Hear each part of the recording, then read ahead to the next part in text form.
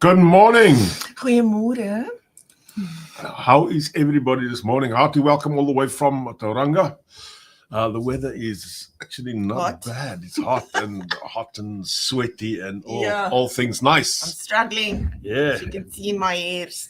yeah. Menopause is not for taken lightly. I won't say anything about that again. No worries. Okay. This morning we haven't got a very specific topic, so if you've got any questions, ask your questions. We'll try and show most of them on the screen as we go along. Some of the questions won't disappear or appear here because they disappear somewhere. But yeah, we'll try our best to answer some of the questions that you guys got. So what was your year like, the one that's passed? It's been a bit up and down as well.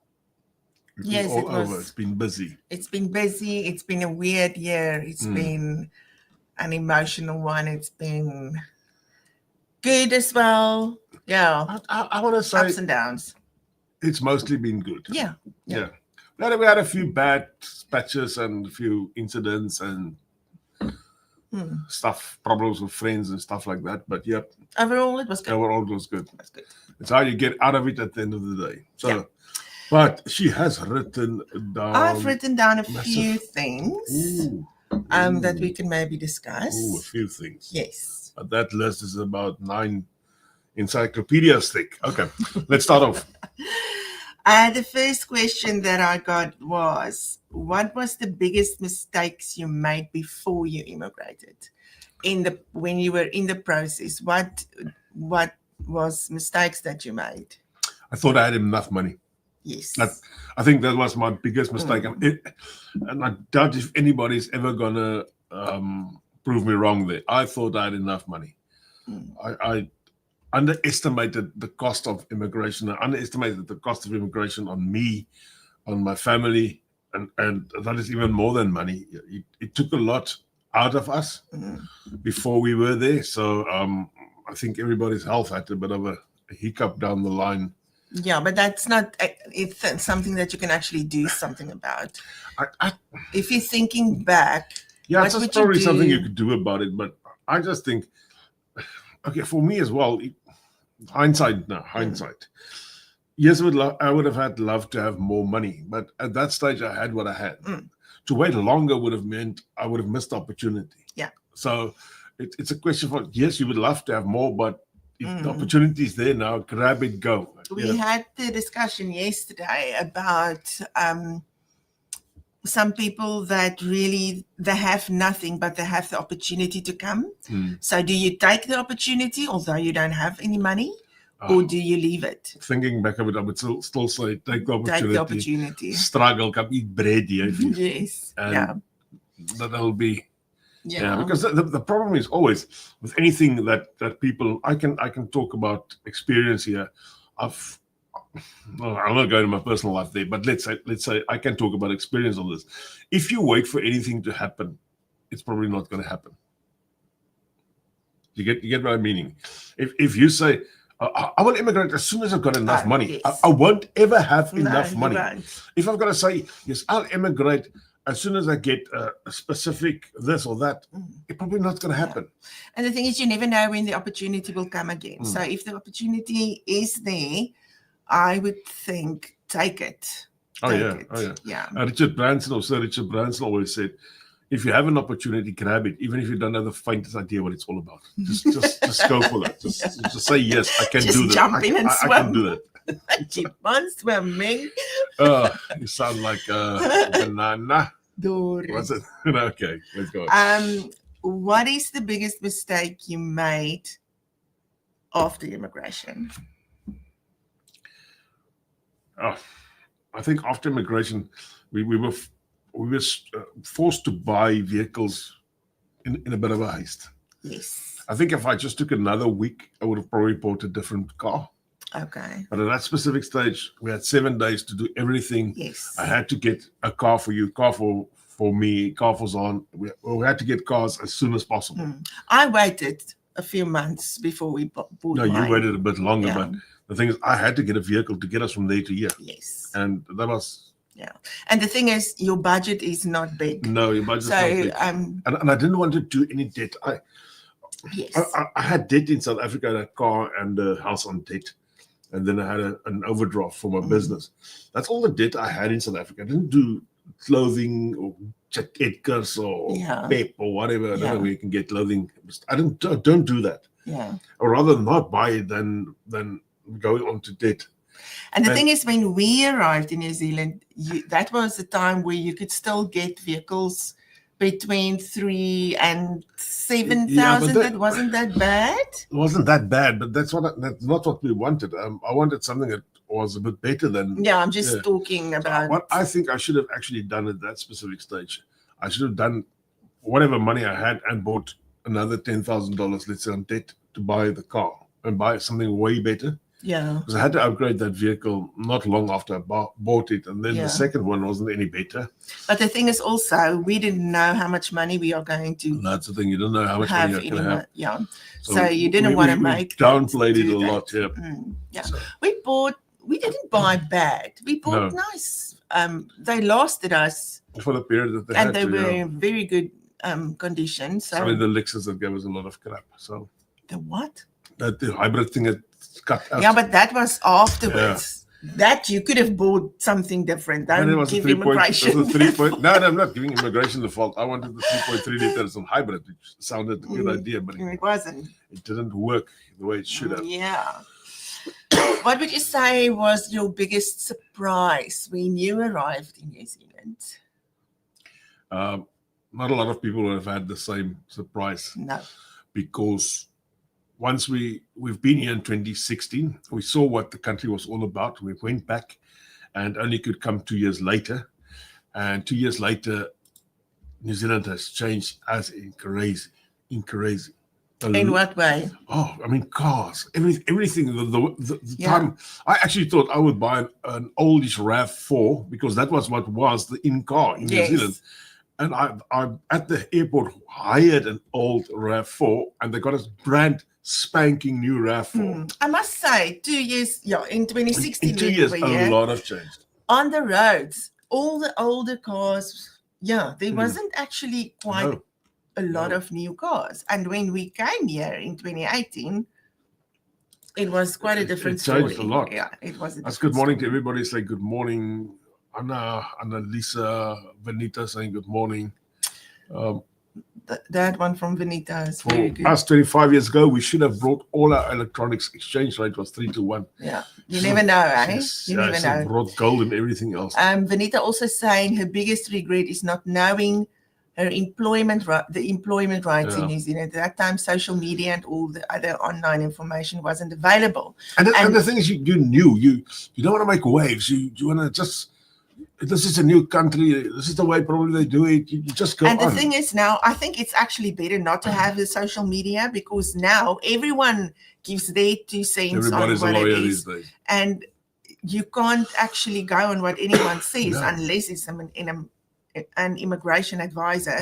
Everyone has got their own opinion and no one actually knows what's going on. So you can't go on what people tell you on Facebook. Yeah. But it's just saying, being forced to buy a car or even get a rental.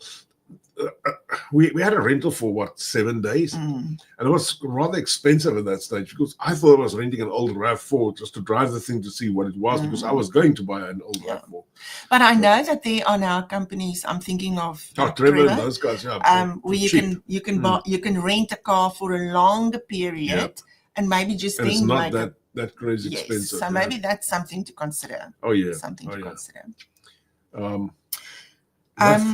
What other mistakes was there?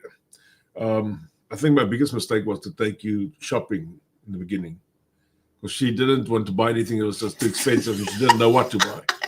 Although I had money, I said, this is the set up money. You've got to spend. No. You're so scared that you may end up without any money and then I spend it on oil and spices. No, but the point is at that stage, you needed the oil, you needed the spices, you needed everything because we had zero. We brought no food with, and our container was still on the high sea somewhere. Yeah. What I can remember about when we came to New Zealand is the different kinds of food that the New Zealanders eat. So when we arrived, it was actually so good because it was not expensive. No. We ate so much udon noodles And it's still nice. And I mean, at that stage, you paid something like $2 for 2 packets of udon noodles. Okay. And we did stir fry with that. So we ate different, but it was nice. It made us gain a lot of weight. But that's mostly a problem for a lot of South Africans. It is. Okay. People gain weight in New Zealand. Once they've arrived here, they're just growing fat. You know what I think it is? Some people stress eat. So maybe it's the stress that makes you eat more. I eat less when I stress. Yep. So I wasn't stressed anymore. So I think that's what my body my metabolism just went, oops, I don't have to work anymore. Crashed. Yeah. So I think that's maybe, I don't know. It can be. Maybe it's not. I don't know. I've got this theory. I may be wrong, so don't quote me. I'm not a doctor. I do believe you live in this high stress environment in South Africa because everything is stressed in South Africa. Everything, everything is stressed. And now suddenly you come here, and it's not there. It's not somebody looking over your shoulder to steal your stuff or whatever. Yeah. You're not in that fight or flight mode. Yeah. And the only other thing that you're doing is now you chow. Yeah, but the thing is, there's other stresses. You don't have money. No, you're struggling to find a job. You're not 100% without stress. No, but the stress is different. The stress is just different. At least you don't have to stress about being safe. Yeah. For me, the biggest adaptation here was to drive the speed. I mean, the first day I had to go to see a client. I was on a 30 kilometers an hour zone, and everybody was doing 30 kilometers an hour, and I couldn't do it. I just couldn't do it. I had to pass all of them one after the other. I mean, I was probably on 50 Facebook pages that day just because and that is gone now. I'm going to say that is gone now. But that was me in the beginning. Yes, it is difficult to driving just at transition. 30, I couldn't understand why, and I couldn't understand people would even think about doing that. I loved it because it gave me time to get used to driving in New Zealand.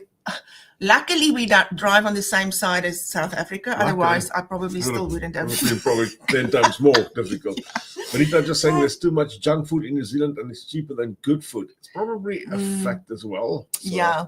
And we've become a lazy nation. It's easier to grab a pizza than make a meal or something like that. And the thing is, it's so good. The pies is so good. That's the problem. That is the problem. This is not King Pie World, guys. Yeah. This is not King Pie World. And what you get this, it's like a chicken Gordon Bleu thingy that you get like patties. You get them like 6 or 8 in a packet, and you put them in the air fryer or the oven. It is absolutely divine.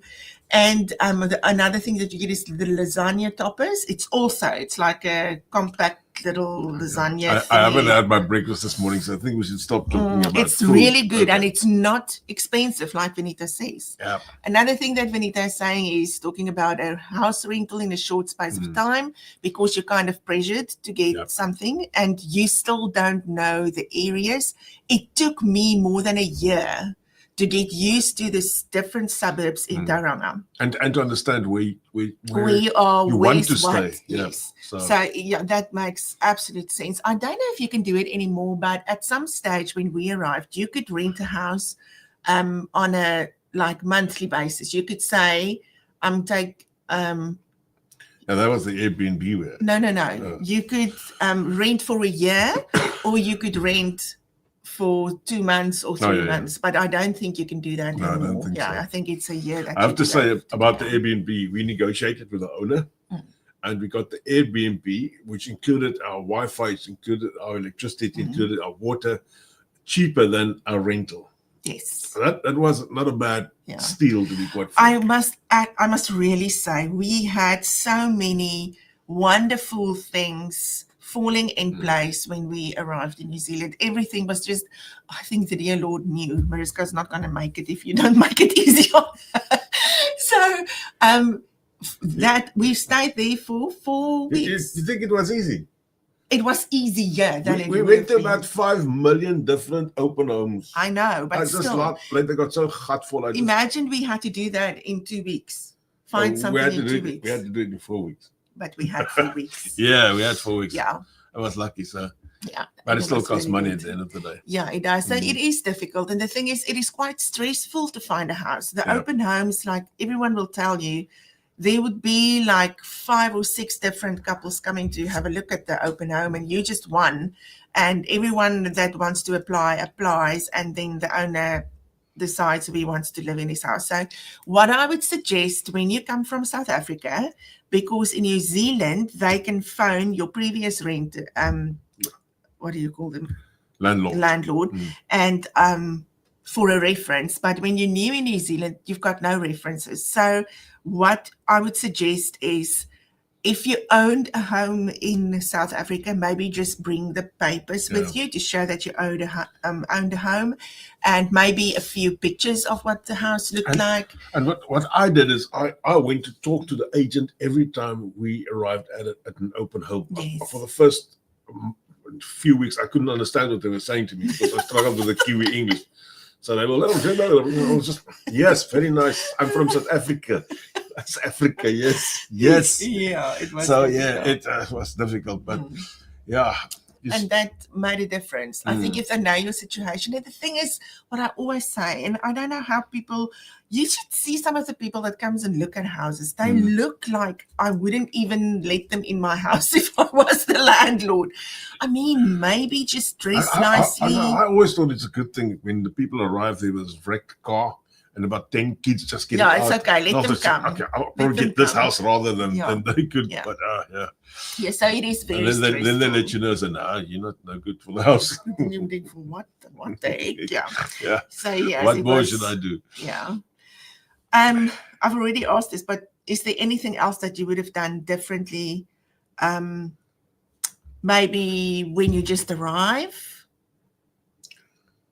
I think it's a good idea to give you time to adapt to the country. That's always a good idea. But the problem, once again, is money.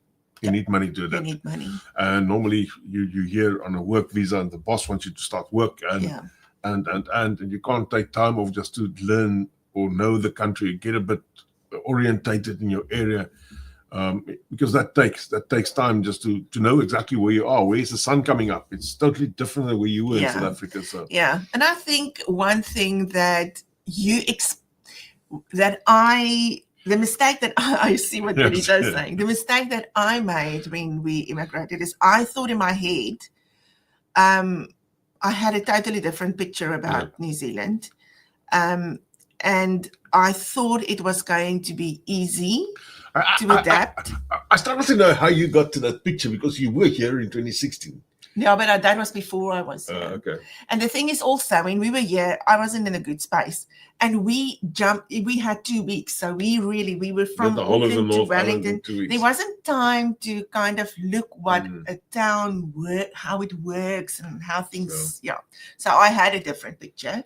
And I thought it was going to be very much more laid back than it is. It is more laid back than it was in South Africa. But I thought, I think it probably depends on where you live in New Zealand. My biggest mistake I made about Tauranga is once we arrived in the Mount, and we came from Rotorua side into the Mount. So you're basically straight into the Mount. And I thought the Mount area was the whole of Tauranga. As I heard the landlord they say about the Mount, I said, I don't know what they were talking about. Because I mean, we brand new, we on holiday here, and I thought the Mount area was the whole of Tauranga. So eventually we left and drove another way around, which left, and I had the idea of Tauranga as the Mount. Yes. The Mount, and then that long bloody road to Papamoa. That was my idea. And the day in 2018 when we arrived via Terrico, I said to her, shit, where does all of this come from? We came in from the others. We came from Auckland side, but not. Yeah, but we came through Kaimais. No, we didn't. Yeah, we did because we stopped at that. You know what I remember? We drove past those. What is on your left-hand side when you go past Salinity, when you go to Mount Manganui? There's silos, or I don't know if it's but that was in 2016. No. What I wanted to say is when we drove past that, I thought to myself, this is not what the river looked like when we were here. No. So then I was kind of confused and I thought, oh my goodness, what did we do? Because it looked so industrial. And I thought, I don't want to live here. Because we came in over the Kaimais, we still stopped at that lookout point. Okay, whatever. And once we reached Arica, I thought, geez, where did this come from? Yeah. There's tons and tons of places before we even reached Papamoa at that stage. So. Yeah, at that stage, Tariqa wasn't actually there. No, there wasn't. There's No. quite a lot of it Yeah. was there. So, yeah. Yeah, so yeah, for me it was just a different, and I thought it was going to be easier to make friends because there are so many South Africans, and it actually isn't that easy to make friends. There's quite a lot of nasty South Africans as well. So. Yeah, so yeah, it was a little bit different than I expected. Yeah. Anita just saying, I don't need to say I'm from South Africa. I just need to open my mouth. People will understand that. Yeah, She's talking about you. She's not talking about herself. She's talking about me. Yeah. And I agree with what she says when she arrived. But she, I don't know how, Vanita, how long have you been in New Zealand now? 50 or 60 years. There wasn't South African shops or anything, and now it is much easier because I think it makes it easier for you. You have to pay quite a lot of money to buy your South African stuff, but at least if you feel a little homesick or you feel you don't know what to buy, you can go to a South African shop and you can buy the stuff that you know.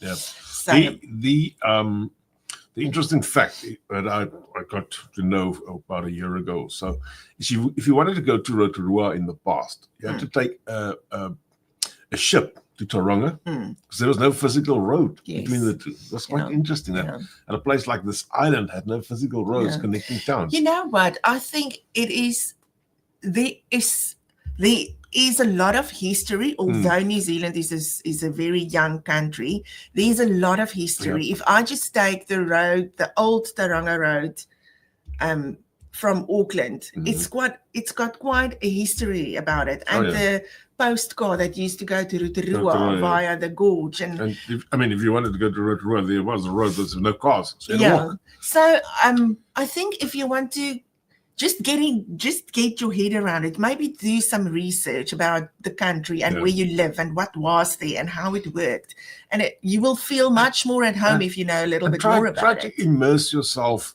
in the local, how can I say, the local population. It may not sound like 100% the correct word, but try to immerse yourself in this population. They've been here before you. Don't try and change them.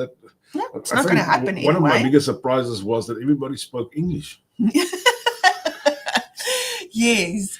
And I couldn't understand anybody. Yeah. So that was a weird one. And a thing that I only learned as I was adapting to the country, because I've said before, when we were new, like that first 3 or 4 months, I felt very much out of place. I felt like everyone could see on my face that I'm an immigrant. I didn't even, like Vanita said, had to open my mouth. I just felt like, and it's all me. I mean, I look at people and I don't know where they're from. So, but I felt like everyone could see I don't fit in and I don't know what I'm supposed to do and whatever. But as you adapt to what New Zealand is all about, you find out that so many people that live here are immigrants. You are probably just one of a few. You're one of a few. We went to a restaurant on Tuesday evening and we had like a pasta making, and it was the two of us, and there were 12 people at the table, but there were quite a few old people that I could gather they knew each other, but the rest didn't know each other. We sat next to people that were from England, the north of England, and it's been here for 12 years. And the thing is, everyone is just so we all go like, so I could hear that from England, but you talk about your journey and what it's like to live here and how happy everyone is, and everyone just makes friends around the table. So you don't have to feel isolated and feel like you don't belong, because you do belong, although it feels a little different. But 6 minutes and you've got about 900,000 different questions still there. Would you say that New Zealand is still worth coming to if you are looking if you want to immigrate? Oh, yeah. I know that it's a difficult economic situation now. And I'm not talking that away. We're probably in the most difficult economic situation. We're in the worst one in the last 43 years, to be quite frank. This is the worst one in the last 43 years. Yeah. But it's still not that bad. Yeah. it's still better than having to look up everything and don't even know if you are going to see tomorrow morning. Yeah. And you know what my mindset is, and I know a lot of people would say, I was like this in South Africa also. I don't want to think too much about the politics that's going on. I didn't think about it in South Africa, although it had a huge impact on my daily life. I knew it wasn't safe and I was vigilant, but I didn't want to know everything that was going on because it would just make me stay at home all the time. And here I'm the same. There's a lot of things happening. Yes, the economy is not good and there are political stuff going on like in every other country. But I try not to worry too much about it. I try to focus on what is good for me in this country and how beautiful it is and how happy I am and the good things about New Zealand. So I really don't see the bad things. Yes, we all financially, it is hard at the moment. Everybody's financially strapped. Yeah, it's not only New Zealand. And yes, New Zealand is one of the most expensive countries in the world. But I am so lucky that I can be here, that I would eat rice for the rest of my life if that is what it takes to just be here. You're going to become Chinese. Yes, I can do that. Okay, nice. Yeah. Maybe you can just share a little bit of how you can get involved in the community and get involved in the outdoorsy stuff because New Zealand is all about outdoors. The big thing is you just got to lift your ass off the couch. That's all. Yeah. And it's so easy to go and fall flat on your back after work and say you're tired, blah, blah, blah. I do that. She does that most, I can't say every day. But you need to get out a bit. It's free to go and walk on the beach. It's free to go and walk in the forest, and it's safe. Summers in New Zealand, I mean, it gets light at 5 o'clock in the morning, and nowadays 9 o'clock it's still a little bit light. Yep. So you can really go somewhere. There's time to do stuff. And if there are so many community things going on, you can go online and see what's happening in Tauranga, what's happening in Auckland. Physically go and walk through the market. You don't need to spend money. You don't have to buy something. I like to go and walk through the market. I normally don't buy anything. It's just nice to see the people. Feel the vibe of the people. Yeah. And there's some gypsy playing music. Yes. And I must say, when we arrived in New Zealand, markets were a very big no-no for me because we were used to these brilliant markets in South Africa. But things have changed a lot. Yeah. The markets have gone big. The markets are big. We've got a little big market here on a Saturday morning in Tauranga. And sometimes it's very big. The whole of that Coronation Park is full. Things have definitely changed. Yeah, when it does the same, summer is beautiful when it doesn't rain, but we need rain as well. Brian just saying go camp in New Plymouth. It rains a lot. Brian, camp in New Plymouth. Yeah, mate, it's up to you. That's up to you. Yeah. So. Yeah. Yeah, well, that is it. Yeah, that's us in short. Carnival's one thing is I've never been feeling that I need to go back to South Africa. I think that's something that's inside of you. I was sometimes questioning why I came. And I had to take some time to reflect and say to myself, why? Why have you come to New Zealand? And once I bring back all the reasons that in 2016, 2015, 2014 helped me make this decision, then once again, I was so positive and I wanted to stay here. But I've never felt the need to go back to South Africa. And I've been back to South Africa twice now. And every time I go back, I promise you, on that airport, I say, I'm the luckiest guy in the world because I can leave this rubbish hole. Yeah. Really. And I'm not taking South Africa down, please. No. I'm not taking that. If you can't see what I see, it's good. Everybody for himself. But for me, I feel if I arrive at Jan Smith's, I just feel like I'm the luckiest guy in the world because I have the right to leave. So Michelle is saying she loves the small population feel of New Zealand. I love it too. Yeah. It feels like you're in the platteland the whole time, although you live in a city. And Michelle also saying, no, I felt storms. I don't know if it's a good thing or a bad thing, but I felt storm is a nice thing. I love the storms, but we had a bit of thunder the past few times in this year. Things have changed a bit. So. It has, definitely. When we arrived, there was no thunder, never ever thunder. And the past few years, we've had quite a few thunders. not storms, but you could hear the thunder. And I just love it. Yeah. So this morning, if you feel you're glad to be in New Zealand and you feel blessed to be in New Zealand, I want to ask if you want to like our videos and just click subscribe there. We don't make money out of YouTube, to be quite frank. I've never even thought about making money, but it helps other people. So the more likes you've got, the more this algorithm of YouTube spreads. Maybe this morning, just comment a little bit about what you are grateful for being in New Zealand. What in New Zealand makes you feel thankful and grateful? Yeah, and New Zealand, yeah, I know it's expensive and I know all the other stuff. It's still a wonderful place to live in. It's still a wonderful, wonderful place to live in.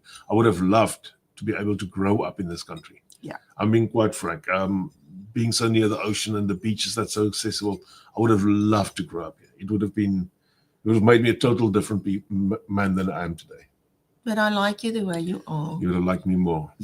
All right, guys and girls, that's us. Okay, have a good one. Have a good day. See you all next week. Same time, same place. Bye.